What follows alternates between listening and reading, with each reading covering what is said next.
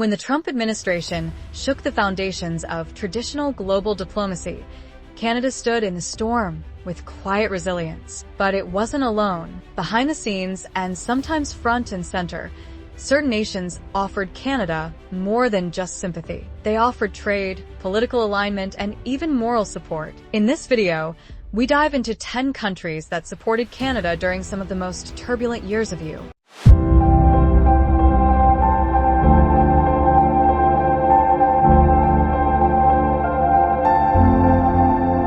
Foreign policy shifts under Donald Trump. Some names might surprise you, especially considering the geopolitical shifts we're witnessing now in 2025. So buckle in, because this story is about more than just politics. It's about alliances that shaped the post-Trump world order. During the Trump years, when the EU distanced itself from climate agreements and multilateral diplomacy, Germany emerged as a vocal advocate for the liberal world order. Germany and Canada stood shoulder to shoulder on many global issues, from climate action to human rights. Angela Merkel's government emphasized shared values with Canada, and under Chancellor Annalena Baerbock, elected in 2025, that relationship has only deepened. Germany played a pivotal role in supporting Canada's stance on multilateralism, NATO unity, and even countering EU protectionism during tense trade talks. Their alliance went beyond diplomacy. Joint initiatives in green energy and AI research have further strengthened this transatlantic friendship.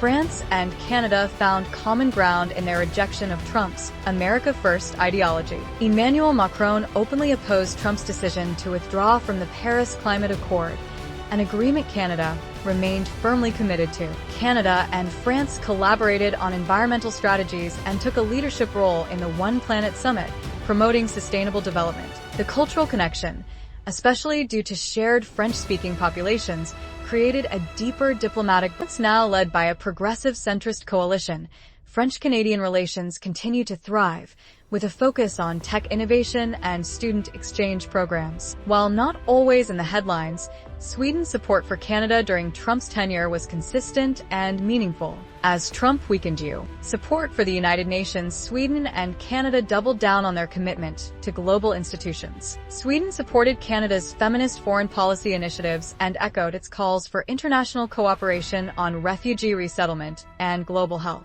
Both nations co-funded several humanitarian missions under the UN umbrella. In 2025, Sweden and Canada continued to work closely on global cybersecurity regulations and Arctic research programs. Though Brexit introduced uncertainty in UK foreign policy, one thing was clear: the EU needed new trade partnerships. As Trump pulled back from multilateral trade frameworks, Canada and the EU saw an opportunity. The two countries signed the Canada-UK Trade Continuity Agreement, ensuring post-Brexit economic stability. Canada became a preferred ally as the EU distanced itself from an unpredictable Washington. Now in 2025, this partnership has blossomed into a strategic alliance on cybersecurity, artificial intelligence, and even joint military exercises. Japan, like Canada, was unnerved by Trump's erratic foreign policy, especially in East Asia. Canada and Japan found unity in their commitment to free trade and multilateralism.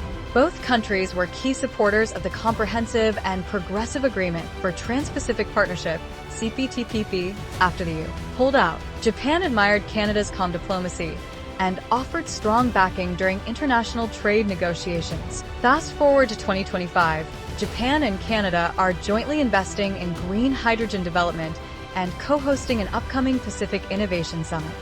The Netherlands has long been a close partner of Canada, especially on international justice and peacekeeping efforts. During Trump's presidency, as the EU pulled back from global leadership, Canada and the Netherlands often filled that void. Together, they pushed for stronger international responses to human rights violations and led reform efforts within the World Health Organization. The Dutch government also supported Canada's leadership in upholding press freedom worldwide. In 2025, the Netherlands and Canada co-lead a coalition on responsible AI ethics and internet governance. Australia and Canada, both middle powers, strengthened their ties during Trump's presidency through shared frustration with EU unpredictability. They coordinated on defense, trade, and climate strategies through forums like the Five Eyes Alliance and the Quadrilateral Security Dialogue. Canada appreciated Australia's blunt diplomacy, while Australia respected Canada's steady, measured responses. This mutual respect translated into deeper cooperation in areas like pandemic response and military training programs. In 2025, the two nations are in talks to expand student visa programs and joint space research initiatives. New Zealand,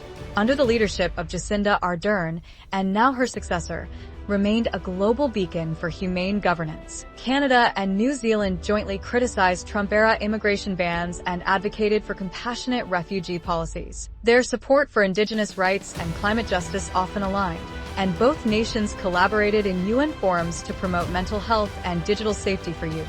By 2025, Canada and New Zealand are leading discussions at the Global Education Roundtable, focusing on tech equity in remote education. As Trump pulled the EU out of the Paris Climate Accord, Norway and Canada filled the vacuum in Arctic environmental policy.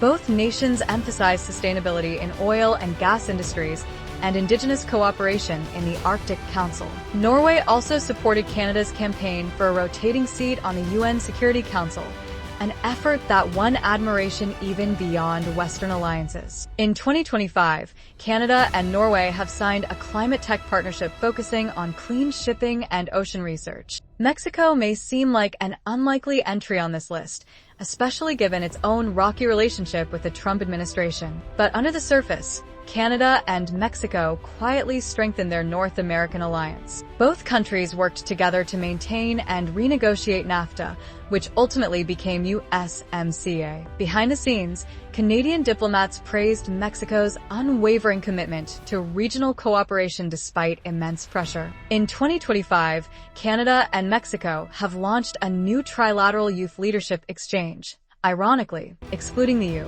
to build stronger cultural and entrepreneurial ties. In hindsight, Trump's presidency didn't just test American institutions, it reshaped global partnerships. For Canada, that meant looking outward and finding allies who shared its commitment to diplomacy, equity, and environmental responsibility. These 10 countries didn't just support Canada, they helped redefine what it means to be a global leader without being a superpower. Today, as we face challenges like climate change, digital disruption, and geopolitical uncertainty, these friendships, forged under pressure, are proving more valuable than ever. Globe with Meridians, what do you think?